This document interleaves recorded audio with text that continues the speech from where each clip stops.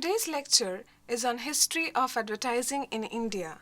This is the continuation of the earlier session on the history of Indian advertising. To begin with, we'll start with the 1950 to 1960 duration, which is known as the overview. 15th August 1947 is a watershed in the political history. Newspapers flagged off the great day with poster headlines capturing images of national leaders, especially Nehru, making his tryst with destiny speech in the middle of the night. Advertising was not a profession in the public eye. Not too many people considered advertising to be glamorous, which is unbelievable today. People did not regard advertising to be important at all.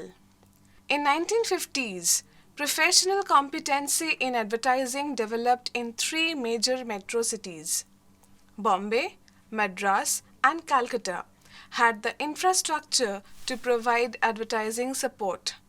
Proficiency in art, account servicing, and media scheduling developed very slowly after that. The larger advertising agencies recruited young people and trained them to become successful professionals in advertising. The state of the Indian economy in 1950.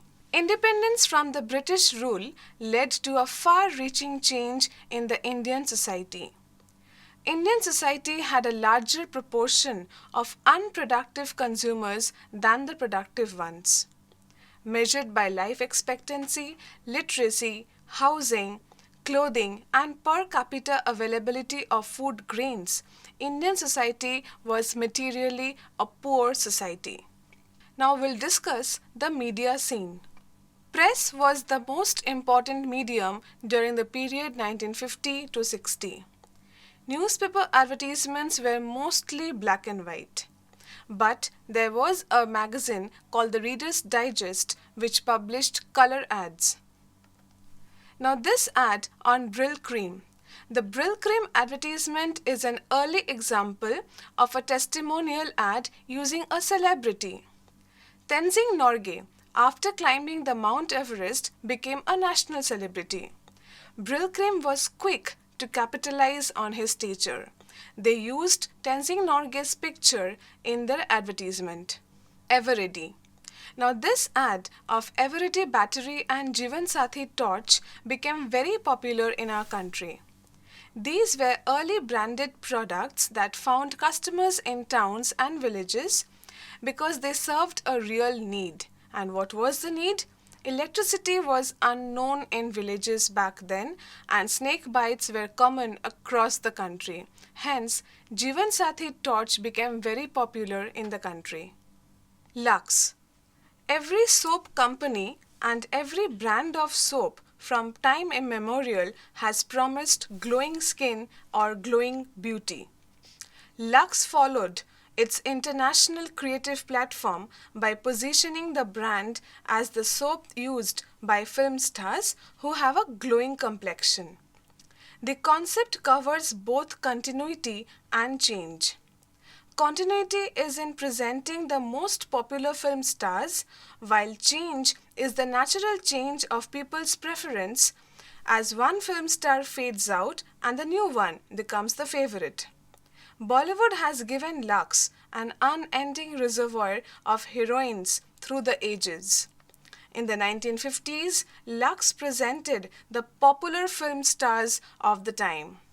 This advertisement of Lux was after the tremendous success of Pakiza, where Meena Kumari played the lead role. Now the period of the transition from 1960 to 1970. The decade of the 60s transited through the pain, war, food scarcity, and rampant black marketing in everything that was available. The first advertising convention was held at the Indian Exchange Hall, Calcutta in 1960, where delegates throughout the country attended the 3-day session. Agencies started giving importance to layout and copy. Now the ad of Lifebuoy here shows a very glowing skin of the man and he was very happy taking bath with using Lifebuoy soap. The copy of this particular ad is very lengthy. Why? Because at that time the copywriters focused more on the copy. Savlon advertisement talks of killing germs. The interesting point to note in this particular advertisement is that the product is not positioned against the popular antiseptic Dettol, but it is shown as a brand for cuts, burns, and nappy rash. The brand is specially positioned for pediatric use, as the visual suggests. Anasin. Anasin ran this campaign for a long time. The four fingers beside the pack has become one visual element over time, etched in the memory of those who suffer from headaches. This ad campaign was very successful back then. The basic problem with Indian advertising in the period from 1960s to the mid-1980s was that advertising agencies did not have media options. Because at that time newspaper was the only medium of communication, as radio and television came much later. Every campaign was so newspaper centered that other media hardly received a second look. Air India and Amul were visible in hoardings rather than newspapers and magazines.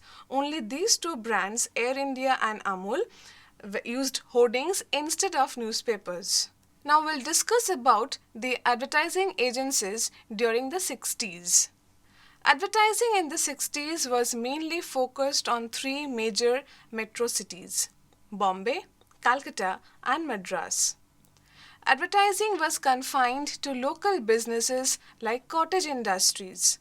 The agencies that dominated the Indian market were JWT, Bomas, Clarion, L.R. Swamy, and Grant Advertising. Most advertisers desired the agencies to provide full service, which includes creative, media, public relations, and event management. JWT was the biggest agency in the country in capitalized billing.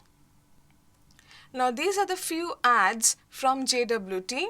If we see the Brook Bond tea ad, it is very interesting to read the copy. The copy says, "People who insist on the best prefer Brook Bond tea. Why?"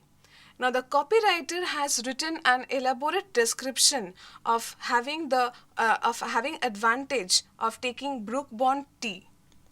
Now this one of Air India. It's a beautiful layout where the mascot puts up a hoarding and says all the airlines which takes off from Bombay to other international countries. So these two ads made by JWT was a hit. The Dunlop ad. "Our children will know each other better." In this ad, they have promoted corporate social responsibility. They have developed something to aware the audience about children, about the importance of children to make a better country. Now, the period from 1970 to 1980, the growth period. Political and economic events that defined the decade of the 70s began evolving from the mid-1960s. The most significant event that was to shape the history of independent India was the breakup of the old Congress party. The fourth plan from 1969 to 1974 had the twin objectives of growth and self-reliance. For advertising, family planning became a very important part and visible part of the campaigns in press, radio, and cinema. A consortium of leading ad agencies was roped in to improve upon the delivery of the campaign. The fifth five-year plan from 1974 to 1979 set its basic objectives as the eradication of poverty. It was also felt that a decrease in the rate of growth of the population was an important corollary. Advertising in any era reflects the general socio-economic condition of people living at the time, their hopes and aspirations. The decade of the 70s was not merely a continuation of the period that went before it in terms of products available or brands sold. Advertising of the 70s reflects the great social disruption that happened with the promulgation of emergency.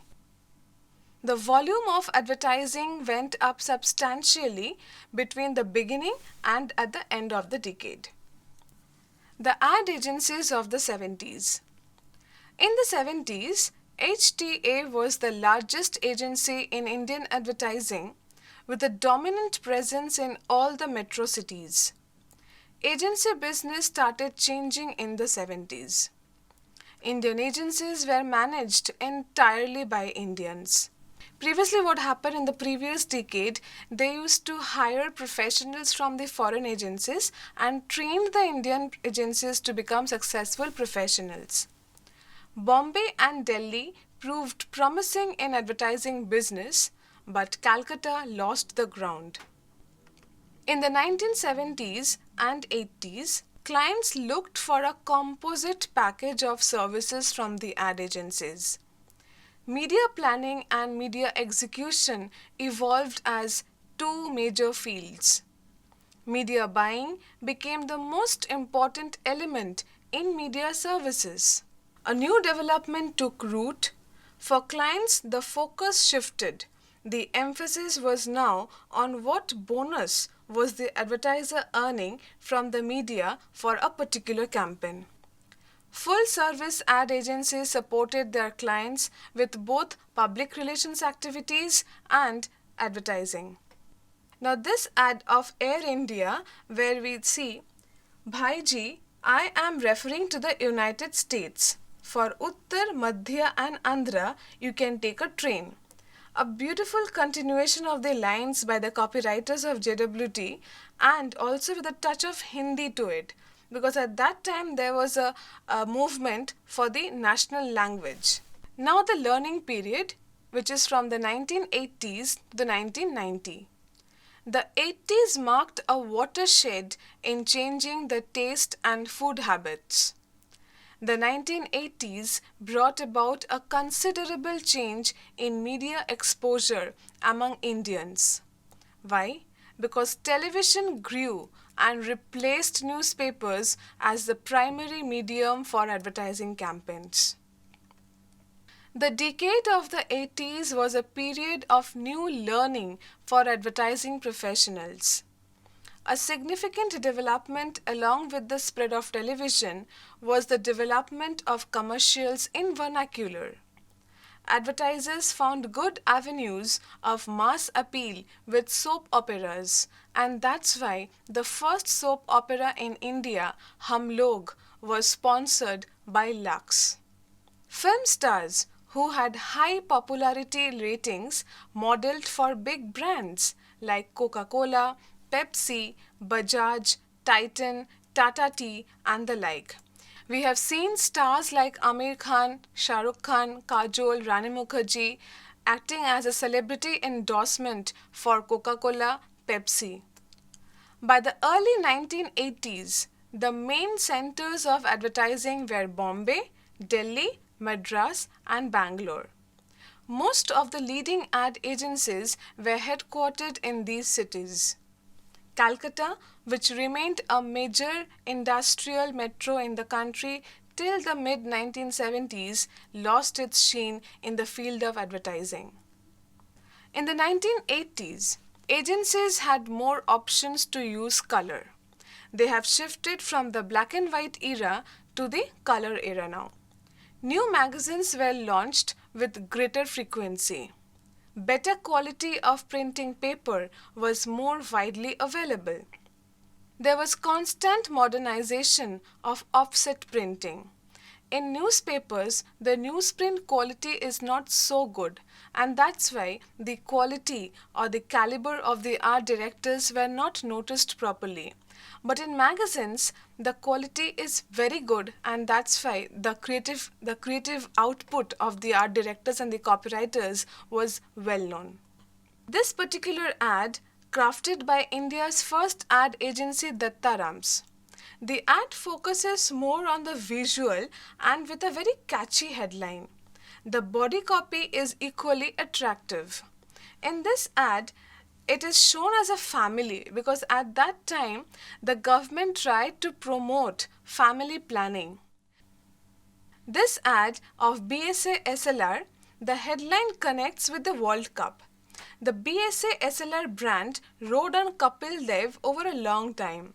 It presented Kapil Dev in films, in TV commercials, and in press advertisements. The treatment of ad in this particular theme is very, very interesting. Philips was strong in branding in the 80s. The fun and excitement of lifestyle products is conveyed well in this particular ad of Philips. Philips connected well with the audience throughout our country. Now, the new age, 1990 to 2000. The decade of the 90s, leading to the new millennium, will remain one of the most discussed and debated in modern Indian history. Advertising conglomerates with offices in almost every rich country started looking at India. The profession of advertising was not challenged in our country anymore. Foreign tie-ups upheld the position of Indian ad agencies. JWT, Lintas, WPP Group, all are foreign agencies, and they started making business in India, feeling that Indian people are growing more to become advertising professionals. There has been a tremendous growth in interactive media. The internet and cell phones are the most used among all the new media. Indian advertising continued to be very colorful. Indian advertising went through a period of complete change at a very fast pace. From 2001 to the present time, Indian language advertising began to shape the impact of advertising, which was a major development. Among the FMCG brands, there were many new entrants in the market. The separation of creative and media became a permanent thing in our country. Advertisers began to observe the growth of social media, which gave them an opportunity to engage with the current and the prospective customers. Now we see more ads in social media. Why? Because the advertisers know my customers do not read newspapers and are not confined to television anymore. They are more into social media platforms like Facebook, Instagram, Pinterest, Twitter, and the like. Every brand or every company now try to make the ads in all the various media available. They do not only belong to the traditional media. They try and taste the social media platforms as well, and it is a huge success if they advertise in social media platforms. Creative is no longer confined to ideating in English and then translating into vernacular, because there are copywriters who are both expert in the English and vernacular language. Printing was improved immensely. Brochures and folders look beautiful nowadays. Radio has become a vibrant medium, and radio act as a very strong medium to educate the rural mass. For instance, if the advertiser of an HYV seeds wants to advertise a newly launched fertilizer in the market, they will definitely take help of radio as a medium of communication. Why? Because the target audience of this particular fertilizer are the farmers, and they belong to the rural areas. For that, they will try to stick to radio as the most important communication medium for advertising a new brand of fertilizer. The social media is fast emerging as the future destination of both advertisers and the agencies. Now, all the agencies, they have a digital wing. They recruit people for writing for the digital platform. Advertising has really moved from product to brand building and now to positioning. Every brand nowadays try to make their own presence in the market. For instance, Every brand, they will start developing their own campaign targeting the potential and the current customers. And brand positioning, they will try to again recreate its own campaign for the existing customers. Media outfits started as poor cousins of ad agencies in India. The initial phase lasted well past the middle of the first decade of the new millennium, but capable media experts gradually asserted their independence. Clients relied upon them more as the focus shifted from media planning to bulk media purchase. Advertisers started consulting media companies on a day-to-day basis as their operation led to quantifiable savings in media spent for advertisers. Digital media began to draw the attention of the advertisers. Specialized agencies emerged. These were small outfits to start with, but the multinational groups started buying up these companies so that they were not found wanting in the new arc of advertising.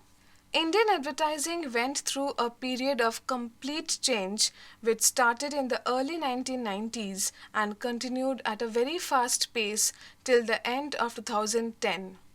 Among the FMCG brands, there were many new entrants that broke the monopoly of niche ownership of markets enjoyed by Hindustan Unilever Limited and Procter & Gamble.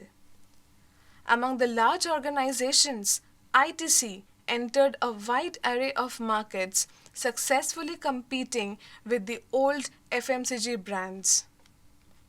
On consumer durables as well, in older companies including Philips lost ground steadily as they were unable to cope with the aggressive marketing of Korean and Japanese companies. In advertising, the separation of creative and media became a permanent scenario. Large agencies restructured, medium to small agencies continued to offer full service to clients, but among major clients, there were no takers for full service agencies. This total bifurcation has to be covered in a way that gives us the scope to discuss the important developments in creative and media separately. In short, advertising has truly developed from the black and white era to colorful and a more glamorous era that we see in today's advertising. The newspaper advertisements have developed more. The copy, the layouts have changed totally with the competition from the electronic media. Television commercials shows emotions which are truly acceptable with the potential customers. The radio jingles, the script writing for the radio jingles are truly amazing nowadays. And the social media has truly changed the face of Indian advertising with ads in Facebook, Twitter, Pinterest, Instagram and the like.